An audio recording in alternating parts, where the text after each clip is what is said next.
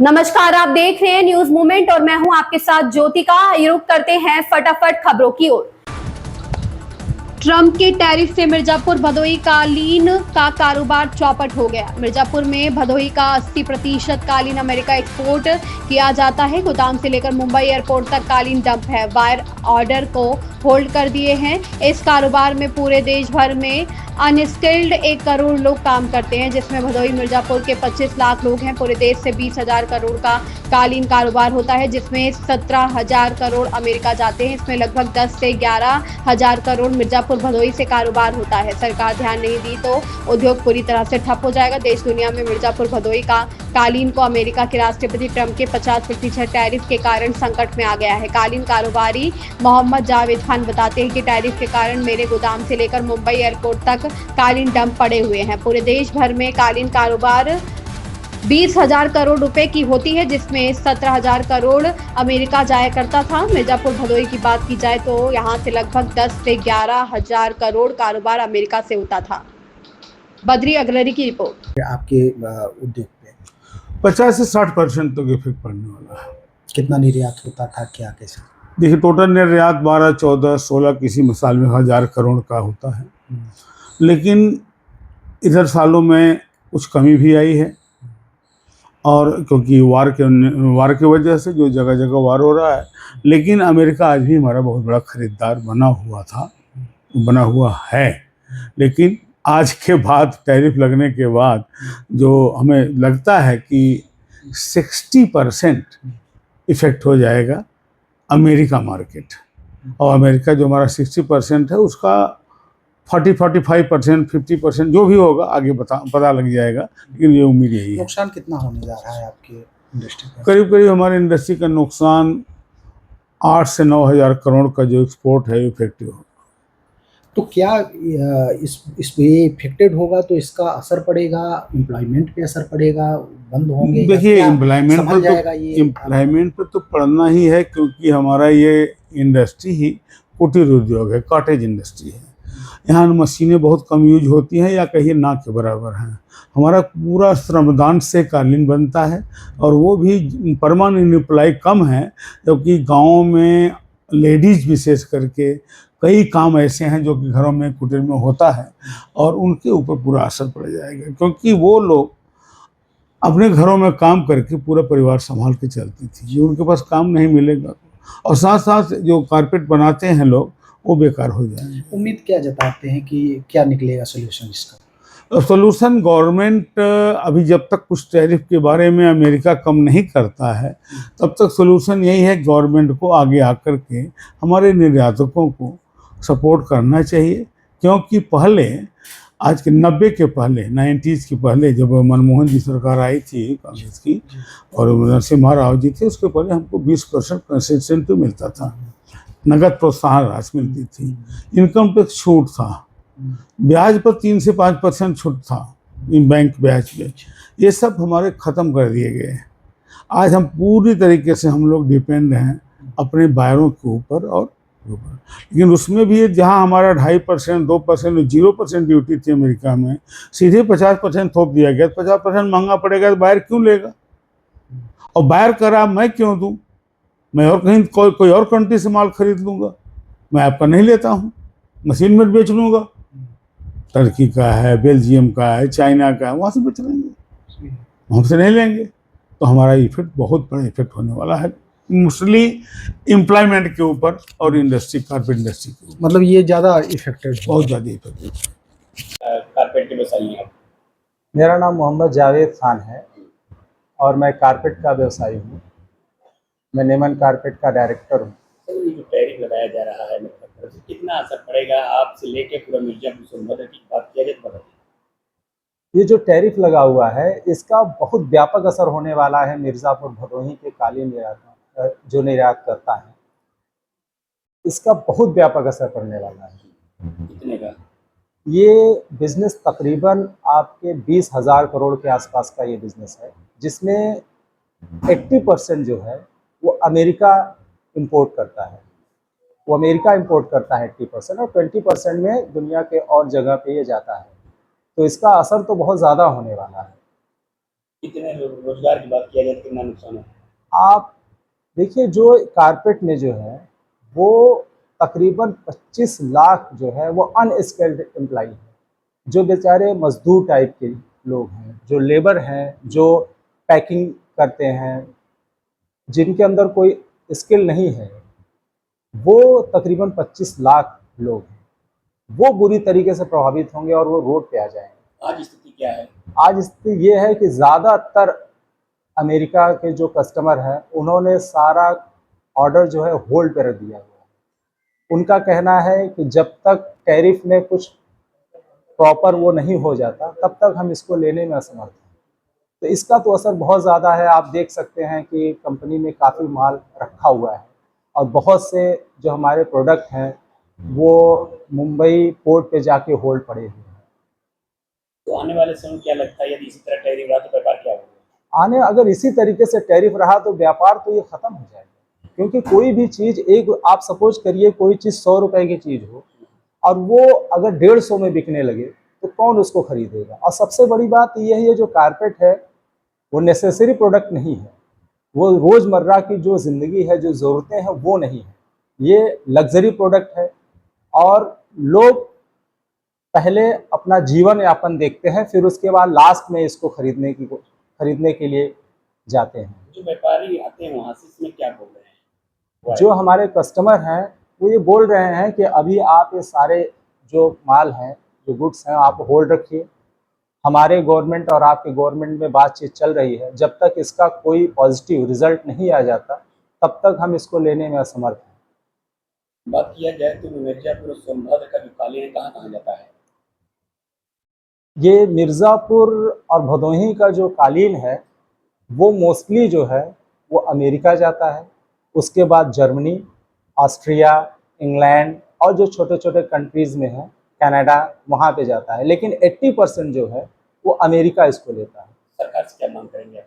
सरकार से हम यही मांग करेंगे कि जो ये टैरिफ लगा है वो ड्रॉबैक के थ्रू, रोड टेप के थ्रू और भी जो बैंक में जो इंटरेस्ट है उसको कम करके इसको कुछ हम लोगों को सब्सिडी दे, जिससे हम लोग सरवाइव कर सकें और करोड़ों एम्प्लॉई को हम लोग सेव कर सकें और ये स्मूथली बिजनेस चलता रहे। देखिए, जो कालीन को जो अमेरिका के द्वारा, ये ट्रम्प द्वारा जो टैरिफ लगाया गया है, इससे पहले 12% का था यहाँ, लेकिन अब उसकी दर बढ़ के हो गई है 52%। तो जो बायर्स हैं, अमेरिकन बायर्स, वो उसमें डिस्काउंट की मांग कर रहे हैं कि हमको 25 या 30% का डिस्काउंट दिया जाए। अब अगर डिस्काउंट देंगे तो ऑलरेडी ही, क्योंकि हमें टर्की से बहुत प्रतियोगिता मिल रही है, टर्की ने अपने सस्ते वो कारपेट मशीन मेड उपलब्ध कराए हैं मार्केट, इंटरनेशनल मार्केट में, और टर्की के रेट भी कम हैं। तो यहाँ चूँकि मार्जिन पहले ही कम था, तो अभी ये लोग इस स्थिति में नहीं है। 20-25% की मार्जिन का टैरिफ के अनुसार तो ये अब सप्लाई कर सकते हैं, लेकिन अभी होल्ड पे किए हुए हैं अब, और वो बार्गेन कर रहे हैं बायर्स कि हमको कम से कम में दिया जाए। तो अभी ऑर्डर कैंसिल होने की कोई सूचना नहीं है, लेकिन अभी होल्ड पे है। और निश्चित रूप से यदि कोई इसका नहीं निकलेगा, पॉलिसी नहीं बनेगी, तो इसका नुकसान होने की उम्मीद है। तो बात किया जाए तो कितने इसमें रोजगार होंगे, लोग लगे होंगे और कितने का टर्नओवर होता है? लगभग यहाँ अगर मैं मिर्ज़ापुर की बात करूँ तो मिर्ज़ापुर से लगभग 800 करोड़ का अमेरिका को निर्यात होता है, और मिर्ज़ापुर में लगभग 20 से 25 हज़ार हैं, और मिर्ज़ापुर भदोही को अगर लगा दें तो 80 हज़ार के आसपास इसमें आर्टिजन लगे हुए हैं। लगभग हमारे 700 के आसपास एक्सपोर्टर हैं, दोनों को मिला के। तो अब देखिए, सरकार भी उस पर एक कोई ना कोई विचार मंथन कर रही है, उसके इम्पैक्ट का एनालिसिस, विश्लेषण कर रही है। जल्दी ही उम्मीद है कि जल्दी ही कोई इसका रास्ता निकलेगा कि जिससे जो है इसका। राज्य स्तरीय प्रतियोगिता में बेसिक के बच्चे प्रयागराज मंडल का करेंगे प्रतिनिधित्व। प्रतापगढ़ में 28 अगस्त 2025 को आयोजित मंडलीय विद्यालय बैडमिंटन क्रीड़ा प्रतियोगिता अमिताभ बच्चन स्पोर्ट्स कॉम्प्लेक्स प्रयागराज में संपन्न हुई। खेल का शुभारंभ मुख्य अतिथि संयुक्त शिक्षा निदेशक आर्यन विश्वकर्मा ने किया। उन्होंने बेसिक और माध्यमिक से आए हुए बच्चों का आशीर्वाद प्रदान किया, सभी बच्चों से परिचय प्राप्त किया। राज्य स्तरीय प्रतियोगिता के लिए यूपीएस कटरा गुलाब सिंह के बच्चों की बैडमिंटन टीम प्रयागराज मंडल का प्रतिनिधित्व करेगी। अंडर 14 बालक वर्ग का पहला मैच प्रयागराज और प्रतापगढ़ के बीच हुआ, जिसमें प्रतापगढ़ ने एकल और डबल्स दोनों में प्रयागराज को पराजित किया। फिर फाइनल में प्रतापगढ़ ने कौशाम्बी को हराकर विजेता का खिताब अपने नाम किया और उपविजेता कौशाम्बी रहा। ओम प्रकाश गुप्ता की रिपोर्ट। सीमा भार्गव के शपथ ग्रहण समारोह में उपस्थित हुए मंत्री पर्यटन एवं संस्कृति विभाग उत्तर प्रदेश जयवीर सिंह मिश्रित। सीतापुर में नगर पालिका परिषद मिश्रित नैमिषारण्य की चेयरमैन मुनि देवी का बीते समय आकस्मिक निधन हो जाने के कारण यहां पर उपचुनाव कराया गया था, जिसमें भाजपा विधायक रामकृष्ण भार्गव की पुत्र वधू सीमा भार्गव ने भारी मतों से जीत हासिल की थी। आज उनके शपथ ग्रहण समारोह कार्यक्रम में मंत्री पर्यटन एवं सांस्कृति विभाग जयवीर सिंह ने भाग लिया। पहले वे महर्षि दधीची कुंड तीर्थ पर पहुंचे। वहां पर उपस्थित तीर्थ पुरोहित राहुल शर्मा ने तीर्थ के पवित्र जल से आचमन कराकर विधि विधान से पूजन अर्चन कराया और महर्षि दधीची के महत्व को विस्तार से बताया। इसके बाद मंत्री जी शपथ ग्रहण समारोह में पहुंचे। वहां पर उन्होंने 27 शिलापटों के माध्यम से जनपद सीतापुर, महमूदाबाद, सिधौली मिश्रित, नैमिषारण्य आदि में 90 करोड़ रुपए की लागत से कार्य कराए जाने वाली परियोजनाओं का लोकार्पण किया। उसके बाद वे शपथ ग्रहण समारोह में शामिल हुए, जहां सांसद, विधायक, जिला अध्यक्ष आदि ने उनका माल्यार्पण और स्मृति चिन्ह भेंट कर जोरदार स्वागत किया। सीतापुर से कुलदीप त्रिवेदी की रिपोर्ट।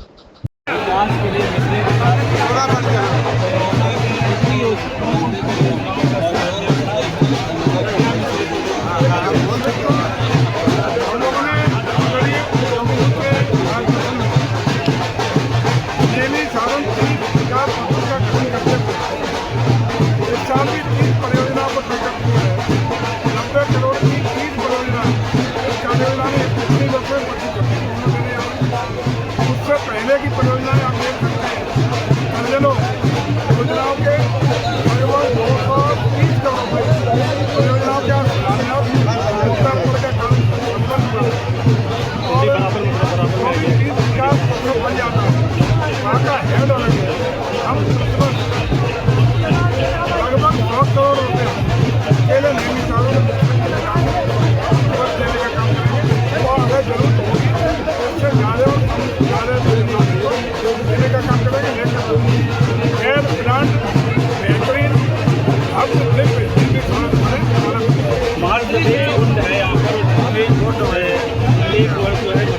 जल निकासी नहीं हो पा रही तो भी योजना में हम लोग अगली आज चर्चा हुई है।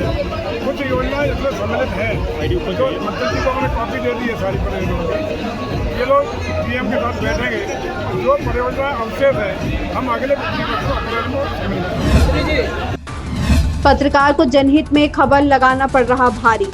रामनगर थाना क्षेत्र अंतर्गत में पत्रकार को खबर छापना भारी पड़ रहा है। पुलिस द्वारा उसे फर्जी मामले में फंसाकर जेल भेजने की धमकी भी दी जा रही है। रामनगर थाना क्षेत्र के अंतर्गत एक हिंदी दैनिक समाचार पत्र जनमोर्चा के पत्रकार नीरज शुक्ला द्वारा हाल ही में नगर पंचायत रामनगर के आसरा आवास में पुलिस वालों की कब्जे व कटिया लगाकर बिजली चलाने संबंधी खबर को प्रकाशित किया गया था, जिससे खुन्नस खाए रामनगर थाने में तैनात सिपाही सुनील सिंह चौहान द्वारा पत्रकार को षड्यंत्र रचकर फर्जी मामले में फंसा देने की धमकी दी जा रही है। पुलिस द्वारा पत्रकार को दी गई धमकी से लोकतंत्र की मर्यादा तार-तार की जा रही है। इस संबंध में पुलिस की धमकी से भयभीत पत्रकार ने आज पंजीकृत डाक के माध्यम से उत्तर प्रदेश के मुख्यमंत्री योगी आदित्यनाथ, पुलिस महानिदेशक उत्तर प्रदेश, पुलिस अधीक्षक बाराबंकी समेत कई जिम्मेदार अधिकारियों को लिखित शिकायती प्रार्थना पत्र देकर कार्रवाई की मांग की गई है।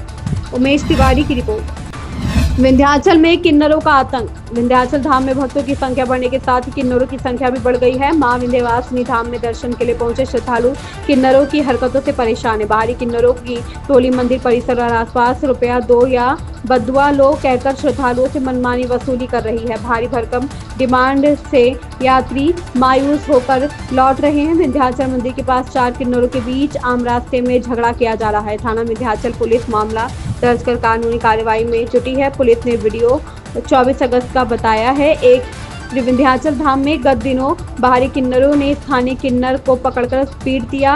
इस दौरान एक किन्नर नग्न हो गई, जिससे दर्शन के लिए पहुंचे श्रद्धालु और राहगीर दंग रह गए। श्रद्धालुओं ने कहा कि ऐसा माहौल धार्मिक आस्था को ठेस पहुंचा रहा है।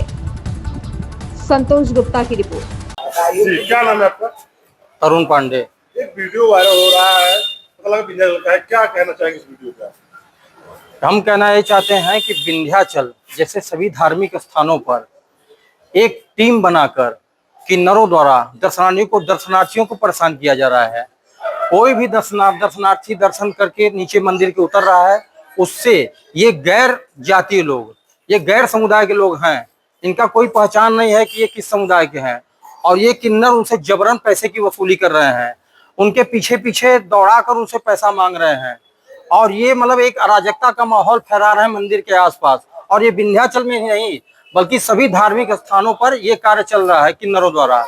अब कोई दर्शनार्थी दर्शन करने आया, उसके पास पैसा है नहीं, अब उनसे 2100-5100 की मांग की जा रही है, और न देने पर उनको परेशान किया जा रहा है इन किन्नरों द्वारा। हाँ, बददुआ दिया जा रहा है, उनको परेशान किया। ये जो है ऐसा कार्य अगर होगा धार्मिक स्थानों पर तो दर्शनार्थियों की आस्था टूटेगी, और बहुत से दर्शनार्थी तो ये बोल के जा रहे हैं कि अब हम दोबारा यहाँ नहीं आएंगे। हम प्रशासन से क्या कहना चाहेंगे? प्रशासन से ये कहना चाहते हैं कि ऐसे कार्यों पर रोक लगाएं, और जो भी ऐसा जबरन वसूली का कार्य करे दर्शनार्थियों का, उनके खिलाफ कड़ी से कड़ी कार्रवाई करें, क्योंकि ऐसे दर्शनार्थियों को काफी दिक्कत हो रही है और उनका धार्मिक आस्था खत्म हो रहा है। तहसील बार रामनगर के अधिवक्ता, मुंशी, टाइपिस्ट आदि हुए सम्मानित। धर्म जागरण बाराबंकी धाम उत्तर प्रदेश संयोजक अमित अवस्थी अधिवक्ता द्वारा जिला बार एसोसिएशन बाराबंकी के संस्थापक अध्यक्ष पंडित कन्हैयालाल शुक्ल की स्मृति में तहसील रामनगर के वरिष्ठ अधिवक्ता जुगल किशोर मिश्र, राजकिशोर रावत के अधिवक्ता पुत्र बादशाह रावत, पत्रकारिता कर रहे मुकेश शुक्ल, प्रसिद्ध कवि चैतन्य नारायण चालू और कनिष्ठ राहुल यादव सहित बैनामा लेखक जसवंत कुमार सिंह, स्टाम्प वेंडर रामगोपाल शुक्ल, टाइपिस्ट अजय कुमार वर्मा, वस्तु विक्रेता सूरज कुमार अवस्थी, वरिष्ठ मुंशी हरीश चंद्र वर्मा एवं बार कर्मचारी शिव प्रसाद वर्मा को अध्यक्ष अनिल दीक्षित सहित अधिवक्तागण सुरेश मिश्र, सुरेश चंद्र गौतम, संत कुमार उपाध्याय, दिनेश शुक्ल, सभाजीत सिंह, वीरेंद्र तिवारी आदि की गरिमामयी उपस्थिति में अंगवस्त्र भेंट कर सम्मानित कराया गया है। उमेश तिवारी की रिपोर्ट।